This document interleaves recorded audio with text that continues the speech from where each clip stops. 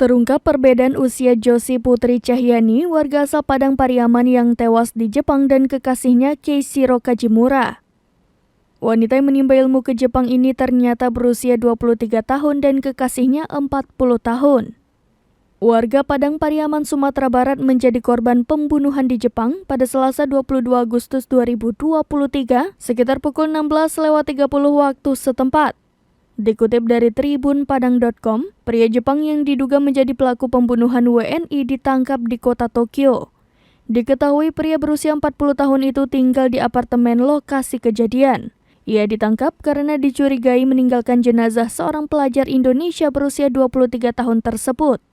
NKH melaporkan pada Kamis 24 Agustus 2023 terduga tersangka bernama Keiichiro Kajimura, seorang pengangguran asal Maebashi.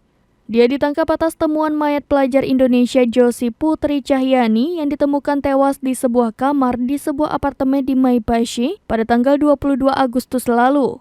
Polisi mencari Keiichiro Kajimura yang tinggal di apartemen tersebut karena tidak dapat dihubungi setelah penemuan jenazah Josie. Kepolisian Jepang akhirnya menemukannya di Tokyo pada 24 Agustus. Sebelum ditemukan meninggal, perempuan berusia 23 tahun itu diketahui keluar apartemen dan mengaku pergi jalan-jalan pada pertengahan Agustus 2023. Namun setelah pergi, korban tak kunjung kembali dan kontaknya juga tak bisa dihubungi.